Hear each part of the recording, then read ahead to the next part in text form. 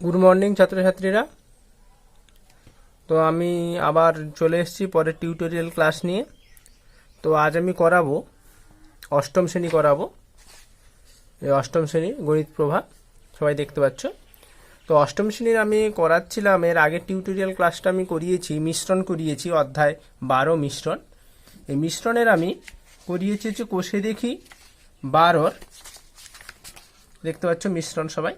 তো মিশ্রণে আমি কোষে দেখি 12 6 পর্যন্ত করিয়েছি, এই 6 পর্যন্ত আগে টিউটোরিয়াল ক্লাস পর্যন্ত করিয়েছি। তো যারা এই পার্টটা দেখোনি তারা অবশ্যই আমার ডেসক্রিপশন বক্সে দেওয়া লিঙ্ক থেকে আগের পার্টটা দেখে নেবে, তাহলে অঙ্কগুলো বুঝতে কিন্তু সুবিধে হবে। তো আজ আমরা শুরু করব 7 থেকে শুরু করব। তো চলো শুরু করা যাক। তো দেখো 7-এর দাগেটা কি আছে আমরা আগে পড়ে নিই। বলেছে দুটি সমান আয়তনের পাত্রে যথাক্রমে 1/3 ও 1/4 অংশ ফলের রস ছিল। তাহলে দুটো সমান আয়তনের পাত্র আছে, তাতে একটাতে 1/3 আর একটাতে 1/4 অংশ ফলের রস আছে। আমি পাত্র দুটির অবশিষ্টাংশ জলপূর্ণ করে, অর্থাৎ 1/4 অংশ আর 1/3 অংশ জলপূর্ণ ছিল দুটো পাত্রে, তাতে কি করেছি বাকি অংশ জল ঢেলে পুরোটা ভর্তি করে দিয়েছি। করে অন্য একটি পাত্রে সমগ্র জল মিশ্রিত ফলের রস ঢাললাম। অর্থাৎ এরপরে আমি কি করলাম, একটি বড় পাত্র আনলাম, বড় পাত্র এনে ওই যে আগের দুটো পাত্র ছিল সেই দুটো পাত্রের জল ওই বড় পাত্রে ঢেলে দিলাম। নতুন পাত্রে ফলের রস ও জলের পরিমাণে অনুপাত জানতে দিয়েছি। তাহলে যে নতুন পাত্র হলো যে ঢেলেছি আমি, তাতে ফলের রস ও জলের অনুপাত কত।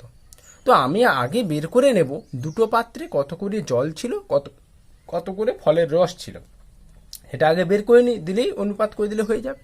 তো আমি প্রথম করছি প্রথম পাত্র বলে হেডিং করি, প্রথম পাত্র, প্রথম পাত্র। তাহলে প্রথম পাত্রে কি বলেছে না, দেখো প্রথম পাত্রে 1/3 অংশ ফলের রস ছিল আর বাকিটা অবশিষ্ট অংশ জল দিয়ে ভর্তি করেছি। তাহলে লিখি অতএব ফলের রস আছে, ফলের রস আছে কত অংশ না 1/3 অংশ। তাহলে জল কত থাকবে, অবশিষ্ট বলেছে, দেখো অবশিষ্ট জল দিয়ে ভর্তি করেছি, তাহলে জলের পরিমাণ। তাহলে জলের পরিমাণটা কত হবে না, দেখো মোট কত অংশ 1 অংশ, সেখান থেকে যদি 1/3 অংশ ফল দিই তাহলে বাকিটা কি হবে জল হবে। তাহলে 1 থেকে 1/3 বাদ দেবো, তাহলে লসাগু করে ফেলি, 3 - 1 = 2/3 অংশ। তাহলে 2/3 অংশ কি আছে, জল আছে, হয়েছে। এরপরে আসবো কি দ্বিতীয় পাত্র। এবার দ্বিতীয় পাত্রে কি বলে দিয়েছে না 1/3 অংশ ফলের রস, সরি 1/4 অংশ, 1/4 অংশ ফলের রস। তাহলে দ্বিতীয় পাত্র বলে হেডিং করি, দ্বিতীয় পাত্র। কি বলেছে না ফলের রস আছে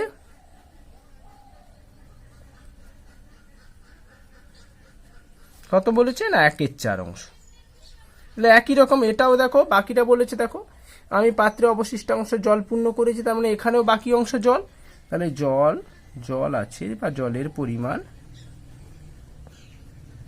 কত না মোট অংশ 1, সেখান থেকে 1/4 বাদ দিলাম, 4 - 1 = 3/4 অংশ হলো। তাহলে প্রথম পাত্রে 1/3 অংশ রস আছে, জল আছে 2/3 অংশ, ফলের রস আছে দ্বিতীয় পাত্রে 1/4 অংশ আর 3/4 অংশ। এবার কি করেছি এই দুটো পাত্রকে নিয়ে একটি কি করেছি নতুন পাত্রে ঢেলে দিয়েছি।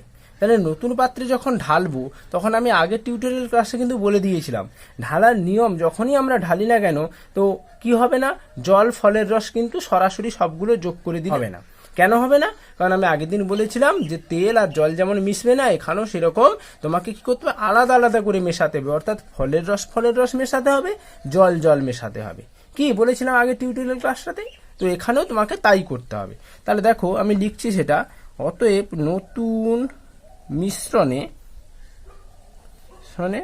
মোট ফলের রস, তাহলে দেখো মোট ফলের রস কত হবে না, প্রথম পাত্রে ফলের রস ছিল 1/3 অংশ, দ্বিতীয় পাত্রে 1/4 অংশ, তাহলে 1/3 যুক্ত 1/4, তাই লসাগু করো, লসাগু হচ্ছে 12, 4 + 3 সবাই দেখো 7/12। তাহলে 7/12 অংশ কি আছে না ফলের রস আছে। এবার একই রকম নতুন মিশ্রণে মোট জল। মোট জল কত হবে না, প্রথম পাত্রে জল ছিল 2/3 অংশ, দ্বিতীয় পাত্রে 3/4 অংশ, তাহলে 2/3 যুক্ত 3/4, এরও লসাগু 12। তাহলে 3 4 12 মানে 2 গুণিতক 4 প্লাস 4 3 12 মানে 3 গুণিতক 3, তাহলে হবে কত 8 + 9/12, মানে এটা যোগ করে দাও 9 8 17/12 হয়েছে। তাহলে এরপরে কি করে দেখো, আমি জল পেয়ে গেছি, ফলের রস পেয়ে গেছি, এবার অনুপাত করে ফেলবো। বলেছে দেখো নতুন পাত্রে ফলের রস ও জলের পরিমাণে অনুপাত, তাই লিখবো নতুন পাত্রে ফলের রস ইস্টু জল। তাহলে ফলের রস কত না, ফলের রস দেখতে পাচ্ছ 7/12, জল কত 17/12, তাহলে 12 12 বাদ যাবে, 7:7। কি বোঝা গেছে অঙ্কটা? আশা করি সবার বোঝা গেছে। তো চলে আসি পরের দাগেরটা। তো পরে 8-এর দাগে দেখো কি আছে, রেশমি খাতুন 3টি সমান মাপের গ্লাস শরবতে পূর্ণ করেছে। 3টি গ্লাস আছে, এই 3টি গ্লাসে শরবতে জল ও সিরাপের পরিমাণের অনুপাত, মানে এটা হচ্ছে প্রথম গ্লাসে জল সিরাপ, এটা দ্বিতীয় গ্লাসে জল সিরাপ, এটা হচ্ছে তৃতীয় গ্লাসে জল সিরাপ। আমি এই 3টি গ্লাসের শরবত একটি বড় পাত্রে ঢেলে দিলাম, তাহলে এই 3টে ছোট ছোট পাত্রের জলকে কি করলাম আমি, বা শরবতকে কি করলাম, একটা বড় পাত্রে ঢাললাম। তাহলে নতুন মিশ্রণে জল ও সিরাপের পরিমাণে অনুপাত কি হবে? তাহলে যে নতুন মিশ্রণ আগেরটার মতো নতুন মিশ্রণে জল সিরাপের অনুপাতটা কি হবে সেটা আমাকে বার করতে হবে। তো একই রকম আমরা কি বের করব না, প্রথম পাত্রে কত জল কত সিরাপ, দ্বিতীয় পাত্রে কত জল কত সিরাপ, তৃতীয় পাত্রে কত জল কত সিরাপ বের করব, দিয়ে জল জল যোগ করব আর সিরাপ সিরাপ যোগ করব, দিলেই হয়ে যাবে। তাহলে চলো আমরা শুরু করি।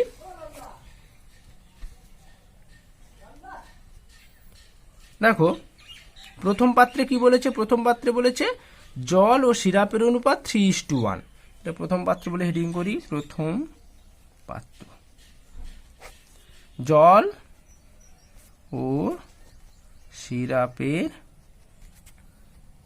পরিমাণের অনুপাত, অনুপাত কত 3:1। তাহলে জল হবে কত, জলের পরিমাণ কত হবে না, আমি জানি আগেরটাই দেখো, আগেরটা কি দেওয়া ছিল, ভগ্নাংশে দেওয়া ছিল, এটাকে আমরা ভগ্নাংশে করে নেব। তার মানে 3 আনুপাতিক ভাগারে ভাঙলে 3×4 হলো। তারপরে সিরাপ পরিমাণ সমান 1/4, ব্যাস হয়ে গেল জল সিরাপ। এবার কি বলেছে, দ্বিতীয় পাত্রে কত বলে দিয়েছে, দেখো দ্বিতীয় পাত্রে 5:3, তাহলে দ্বিতীয় পাত্র বলে হেডিং করি, দ্বিতীয় পাত্র জল ও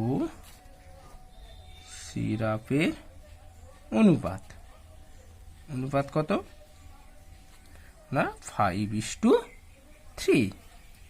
একই রকম কি করব, জল কত সিরাপ কত বের করে ফেলি, তাহলে জলের পরিমাণ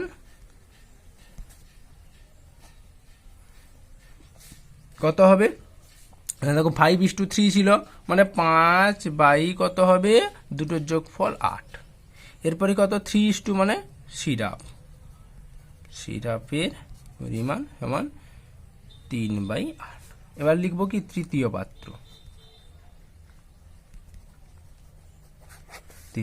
তাহলে তৃতীয় পাত্রে দেখো তৃতীয় পাত্রে অনুপাত কি দেওয়া আছে 9:7, তাহলে জল ও সিরাপের অনুপাত 9:7, তাহলে জলের পরিমাণ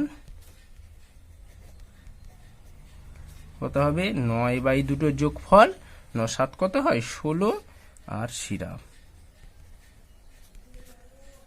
7/16 হলো। এরপর আমি কি করব, নতুন মিশ্রণে কি করব, দেখো 3টেকে বলে দিয়েছে একটি নতুন পাত্রে ঢালতে বলেছে, বড় পাত্রে ঢেলে দিলাম। তাহলে বড় পাত্রে ঢাললে কি হবে, 3টেকে যোগ করে বলবো, মোট সিরাপ মোট জল, তাই লিখবো নতুন, অতএব নতুন মিশ্রণে মোট জল। তাহলে জল প্রথম আছে যেহেতু, দেখো জল, তাহলে এখানে জল কত 9/16 যুক্ত এটাই জল কত 5/8, আর প্রথম পাত্রে দেখো জল ছিল কত, জলের পরিমাণ 3/4, তাহলে যোগ করে ফেলি 3/4 যুক্ত 3/4, তাহলে লসাগু হচ্ছে 16, 16 একে 16 9 যুক্ত 8 2 16 মানে 5 × 2 যুক্ত 4 4 16 মানে 3 × 4 হলো, তাহলে 16, তার মানে 9 যুক্ত 10 যুক্ত 12, তাহলে কত হয় 12 10 22, দেখো 31/16 অংশ। তাহলে এটা গেল কি না মোট জল। এরপর বের করব মোট সিরাপ, মোট সিরাপ, মোট সিরাপ কত হবে না একই রকম যোগ করব, এখানে সিরাপ কত দেখো 7/16, 7/16 যুক্ত এখানে কত 3/8, 3/8, আর প্রথমটা কত ছিল মানে প্রথম পাত্রে ছিল 1/4, তাহলে 1/4 যুক্ত 1/4, একই রকম 16 লসাগু 7 প্লাস 8 2 16 মানে 3 × 2 যুক্ত 4 4 16 মানে 1 × 4 7 6 4 মানে 17/16 অংশ।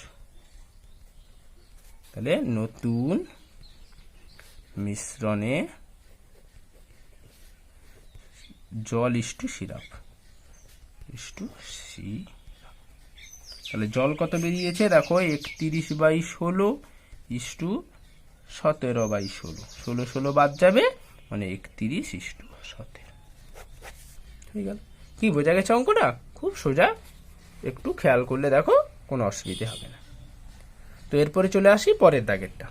পরের দাগেরটা দেওয়া আছে দেখো 9 দাগেরটা, বলেছে 2 প্রকার পিতলে তামা ও দস্তার পরিমাণের অনুপাত 8:3 আর হচ্ছে 15:7 হলো, মানে দুটো পিতল আছে, একটাতে তামা আর 10টা, পরেরটাতে তামা 10টা। এই 2 প্রকার পিতল 5:2 অনুপাতে মেশালে যে নতুন পিতল পাওয়া যাবে তাতে তামা ও দস্তার পরিমাণ কত হবে। তো দেখো এই দুটো পিতলকে, একটা পিতল দু ধরনের পিতল আছে, একটাতে তামা 10টা আছে অনুপাত এটা, আর পরেরটাতে এটা। এবার এই দুটোকে কিভাবে মিশিয়েছি না এর 5 ভাগ নিয়েছি, প্রথমটার 5 ভাগ নিয়েছি, দ্বিতীয়টার 2 ভাগ নিয়েছি, দিয়ে আমি মিশিয়ে দিয়েছি। তাহলে মেশালে যে নতুন পিতল পাবো তাতে তামা দস্তার অনুপাত কি হবে। তো আমি তো কত করে মিশিয়েছি জানি না, তাদের একটা অনুপাত দেওয়া আছে 5 আর 2 মানে 5 ভাগের সঙ্গে 2 ভাগ। তো এইটাকে যদি আমি পরিমাণ একটা নির্দিষ্ট পরিমাণে নিয়ে যেতে চাই, তাহলে আমি যদি একটা এক্স গুণ করে দিই অনুপাতের সঙ্গে, তাহলে 5x কেজি হয়ে যাবে, এর 2x কেজি হয়ে যাবে। তাহলে সেটা আমি আগে লিখে ফেলি। তাহলে প্রথম পিতল 5x ও দ্বিতীয় পিতল ধরি বলে লিখবো, ধরি পিতল 2x মেশালাম, হয়েছে। তাহলে প্রথম পিতল 5x, পরেরটা হচ্ছে 2x কিলোমিটার। এবার আসবো প্রথম পিতল বলে হেডিং করি, যেখানে তামা দস্তার অনুপাত 8:3। তাহলে প্রথম পিতল তামা ও দস্তার অনুপাত কত বলে দিয়েছে দেখো 8:3, 8:3 হয়েছে। এবার প্রথমটা কত পরিমাণ নিয়েছি আমি 5x কিলো নিয়েছি, দেখো 5:2 ছিল অনুপাতে ছিল, সেটাকে আমি একটা নির্দিষ্ট পরিমাণে 5x গুণ করে অনুপাতটাকে আমি নির্দিষ্ট পরিমাণে নিয়ে নিলাম। এরপরে এই 5x কেজিতে বা 5x পরিমাণে তামা কত হবে, তামা সমান কত হবে, তাহলে 5x গুণিতক তামার পরিমাণ 8 বাই দুটোর যোগফল মানে 11, কাটাকুটি হবে না, তাহলে 8 5 40x বাই 11। এটা গেল কি তামা। একই রকম 5x কেজিতে দস্তা কত হবে, দস্তা মানে 5x গুণিতক 3/11, তার মানে এটাও কাটাকুটি হবে না, 5 3 15x বাই 11। তাহলে প্রথমটাতে তামা পেয়ে গেলাম, দস্তা পেয়ে গেলাম। এবার একই রকম দ্বিতীয়টা করব, দেখো এবার দ্বিতীয় বলে হেডিং করছি, দ্বিতীয় পিতল হয়েছে। তাহলে তামা ও দস্তার অনুপাত। অনুপাত কত আছে দেখো, দ্বিতীয়টাতে তামা দস্তার অনুপাত বলেছে 15:7, তাহলে 15:7। তাহলে এবার দেখো আমি এখানে দ্বিতীয়টাতে তামা দস্তা কত নিয়েছিলাম, দেখো দ্বিতীয়টাতে কি করেছিলাম 2x তামা নিয়েছিলাম, 2x পরিমাণ তামা দ্বিতীয়টাতে ছিল। তাহলে লিখবো 2x পরিমাণে তামা সমান, তামা কত হবে তাহলে 2x ইন্টু 15/15/7 2 11 22, তার মানে 15x/11 হলো। আর 2x পরিমাণে দস্তা, দস্তা সমান কত হবে না 2x ইন্টু 7/22 2 11 22 মানে 7x/11 হলো।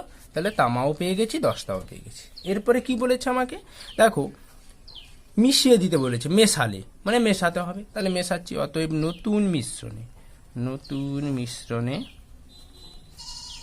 মোট তামা সমান। তাহলে প্রথমটাতে তামা কত ছিল না, প্রথমটাতে দেখো তামা ছিল 40x/11, তাহলে 40x/11। দ্বিতীয়টাতে তামা হচ্ছে কত 15x/11 যুক্ত 15x, তাহলে যোগ করে ফেলো, মানে 55x/11, 11 5 55 মানে 5x হলো। এবার দস্তা কত হবে, দস্তা সমান কত হবে, এটা তো ছিল 7x/11, তাই না? দস্তা আগেরটা দস্তা কত ছিল দেখো 15x/11, তাহলে যুক্ত 15x/11, যোগ করো 22x/11, 15 7 22 মানে 2x। অতএব নতুন মিশ্রণে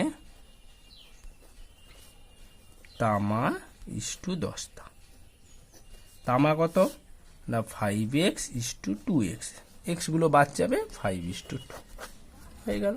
কিছু নেই, কি বোঝা যাচ্ছে তো অঙ্কগুলো? আশা করি বোঝা যাচ্ছে, খুবই সোজা অঙ্কগুলো। তা চলে আসো পরের দাগেরটা। তো পরের দাগেরটা কি আছে দেখো,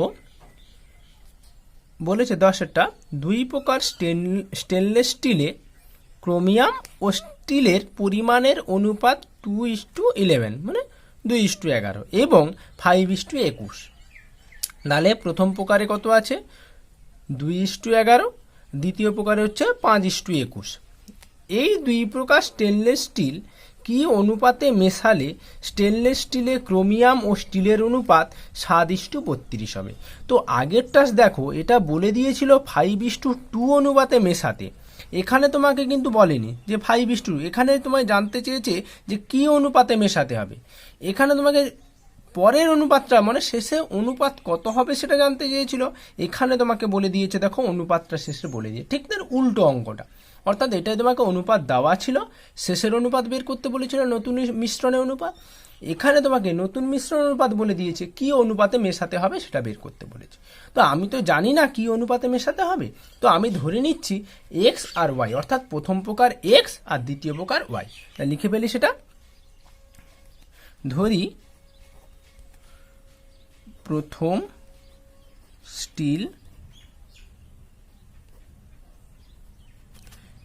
স্টিলের এক্স পরিমাণের সাথে দ্বিতীয় স্টিল ওয়াই পরিমাণ মেশালাম।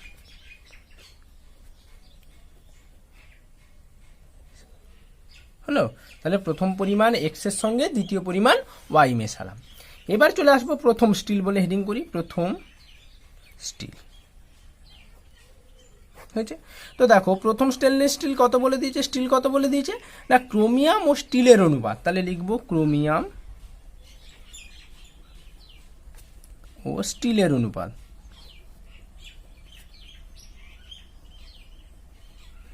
কত বলেছে দেখো 2:11 সমান হয়েছে।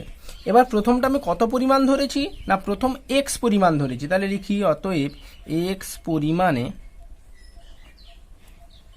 ক্রোমিয়াম আছে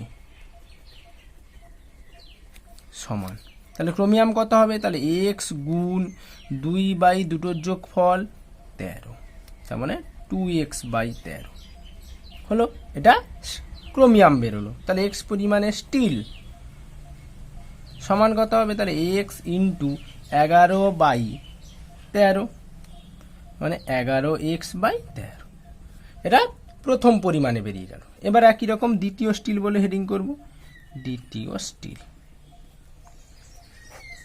তো দ্বিতীয় স্টিলে তোমাকে কি বলে দিয়েছে, ক্রোমিয়াম ও স্টিলের অনুপাত 5:21, তাই লিখব ক্রোমিয়াম ও স্টিলের অনুপাত সমান 21 হয়েছে। এবার তোমাকে দ্বিতীয় পরিমাণ আমি কত নিয়েছিলাম দেখো, দ্বিতীয়টা ওয়াই পরিমাণ, তাই লিখব ওয়াই পরিমাণে ক্রোমিয়াম আছে সমান কত হবে, তাহলে ওয়াই গুণ 5 এটা যোগ করলে কত হয়, 21 × 5 = 26 হলো, তার মানে 5y/26 হলো। একই রকম স্টিল কত হয়, ওয়াই পরিমাণে স্টিল সমান কত হবে, না ওয়াই গুণিতক 21/26 মানে 21y/26। তো এই পর্যন্ত বোঝা গেছে। তাহলে প্রথমটাতে আমি ক্রোমিয়াম বের করেছি, স্টিল বের করেছি, দ্বিতীয়টাতে ক্রোমিয়াম আর স্টিল। এবার আমাকে কি করতে বলেছে, মিশিয়ে দিতে বলেছে, দেখুন নতুন মিশ্রণে মানে মিশিয়ে দিতে বলেছে। তাহলে মেশালে কিভাবে মেশাবো, না মোট ক্রোমিয়াম মোট স্টিল, তাই লিখবো নতুন মিশ্রণে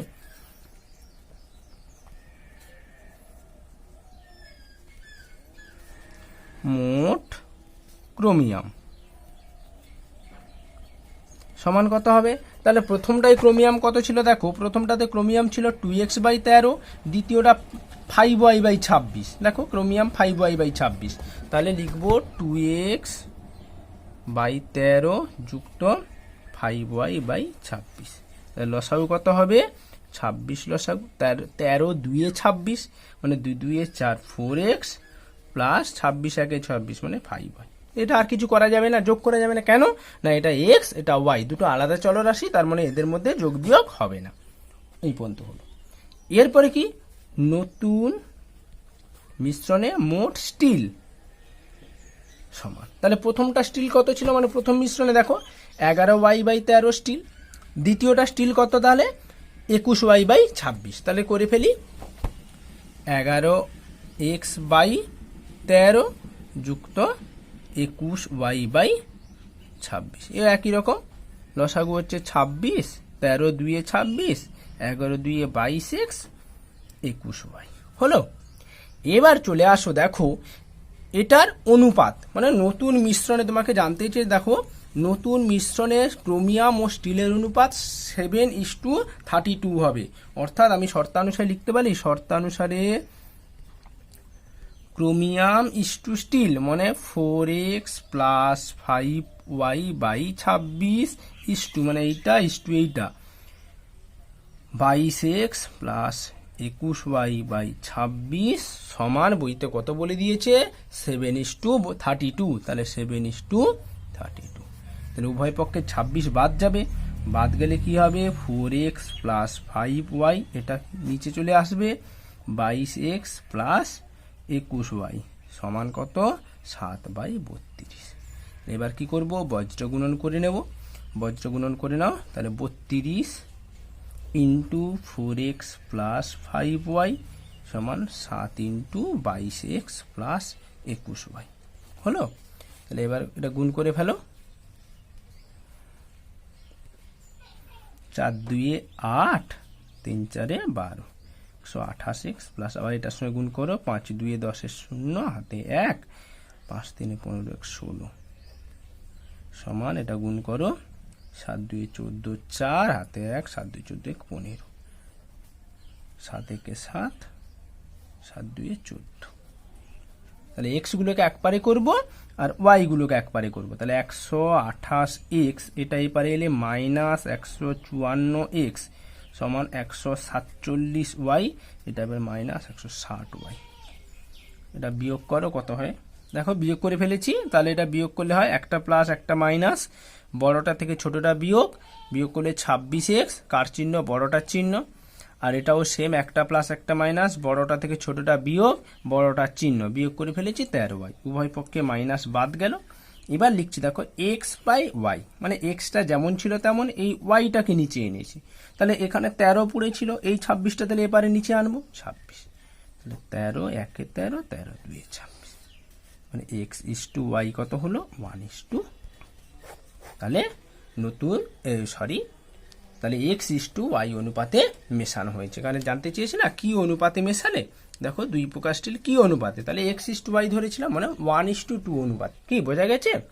শুধু এখানে কিছু নেই, একটু সমাধানটা একটু বড়, আর কিছু নয়, কিন্তু বিষয়টা ওই একই রকম, নয়েরটার মতো। কি বোঝা গেল তো? তাহলে আজকের পাঠ এই পর্যন্ত থাক। বাকি থাকলো আমাদের 11, 12টা দেখো ছক আছে, এটা তোমরা নিজেরাই করতে পারবে। 13, 14, 15, মানে বাকি 4টে অঙ্ক কিন্তু আমরা পরের টিউটোরিয়াল ক্লাসে করিয়ে দেব। ঠিক আছে? তো আজকে এই পর্যন্ত থাক। অবশ্যই আমার ক্লাসটা ভালো লাগলে তোমরা লাইক করবে। যদি কোনো পার্ট অসুবিধে থেকে থাকে তাহলে অবশ্যই সেটা কমেন্ট করে জানাবে, আমি অবশ্যই সেটাকে করিয়ে দেওয়ার চেষ্টা করব। তো বাড়িতে থাকো, সুস্থ থাকো, আর পরের ভিডিও আমি অবশ্যই তাড়াতাড়ি আনবো। তার জন্য অবশ্যই চ্যানেলটাকে সাবস্ক্রাইব করো, আর ফ্রেন্ডদের মধ্যে অবশ্যই শেয়ার করবে, যাতে তারাও বাড়িতে থেকে অঙ্কগুলো করতে পারে, তারাও পড়াশুনোটা এগিয়ে নিয়ে যেতে পারে। তো তোমরা অবশ্যই তার জন্য ফ্রেন্ডদের সঙ্গে অবশ্যই শেয়ার করবে। ঠিক আছে? তাহলে বাই, আবার পরের টিউটোরিয়াল ক্লাসে দেখা হচ্ছে।